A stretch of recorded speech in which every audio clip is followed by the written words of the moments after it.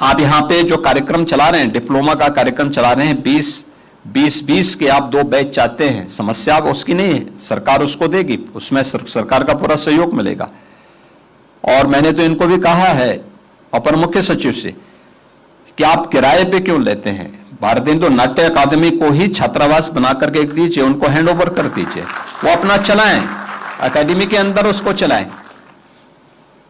भाई ठीक है, अभी तो आप जैसा दानशील है तो उनको पैसा दे दे रहा, कल उनका पैसा भी बंद कर देगा। भाई कोई ऐसा महापुरुष आ ही गया तो वो भी बंद कर देगा। इसलिए भारतीय हिंदू नाट्य अकादमी को दे दीजिए, आप उनको खरीद के दे दीजिए, नगर विकास से बातचीत करो, उनसे पैसा लो, या नहीं तो उनके स्वयं के केंद्र में उसको बना करके इन कार्यक्रमों को आगे बढ़ाना चाहिए, इसे आगे बढ़ा देना चाहिए। और मेरा मानना है कि भारतीय हिंदू हरिश्चंद्र ने, उनके नाम पे ये नाट्य अकादमी बहुत महत्वपूर्ण इसलिए भी है, याद करिए उन्होंने उस समय अपने साहित्यिक कृतियों के माध्यम से जो जन चेतना का जागरण किया था। गोरखपुर में कुछ कलाकार हैं, हम लोगों ने उनके लिए प्रेक्षागृह वहां बनाया है।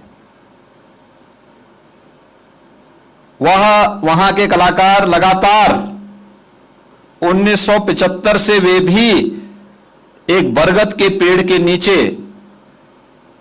अपना मंचन करते थे। उस पेड़ के नीचे सर्दी, गर्मी, बरसात कुछ भी हो, वो 12-15 कलाकार वहां आकर के हर शनिवार को या रविवार को, मैं उनके यहां 2-3 बार उन कार्यक्रमों में गया था, वहां पे आकर के मैं देखता था, वहां पेड़ के नीचे एकदम रोडवेज बस स्टेशन के सामने, कार्मल स्कूल के एकदम ठीक सामने, वहां पर वे लोग प्रतिदिन आकर, उस दिन सप्ताह में एक दिन आकर के अपना मंचन वे लोग करते थे। और उनकी मांग होती थी कि एक प्रेक्षागृह बने। हमने वहां प्रेक्षागृह बनाया। उन कलाकारों को मैं कभी कभी बुलाता हूं क्योंकि उनकी प्रस्तुति मुझे बहुत अच्छी लगती थी। और भारतीय हिंदू हरिश्चंद्र के नाटक पर जो 1881 में उन्होंने रचा था, अंधेर नगरी, ये ब्रिटिश हुकूमत की क्रूरता का और उस समय की उनकी संवेदनहीनता का एक प्रमाण है।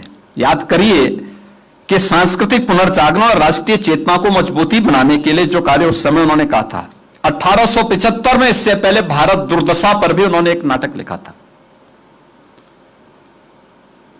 आप सोचो उस समय की प्रस्तुति को कैसे उन्होंने अपनी साहित्यिक कृति के माध्यम से, अपने नाटकों के माध्यम से उन्होंने स्वाधीनता की अलग को जगाने का काम, स्वाधीनता केवल मंचों पे भाषण देने से नहीं, केवल नारे से नहीं, मंचन और रंगमंच के माध्यम से भी, उन नाटकों के माध्यम से भी हम उसको आगे बढ़ाने का काम कर सकते हैं। और यह कार्य भारतीय हिंदू हरिश्चंद्र ने उस समय करके दिखाया था। और ऐसा नहीं कि उस समय ही रहा हो। आप जब जयशंकर प्रसाद जी के ऐतिहासिक नाटक स्कंदगुप्त को देखते हैं, उसमें भी तो उन्होंने जो 1928 में स्कंदगुप्त को और चंद्रगुप्त 1931 में, ये भी तो सांस्कृतिक राष्ट्रवाद की भावनाओं को जागृत करने का एक सशक्त माध्यम बने थे।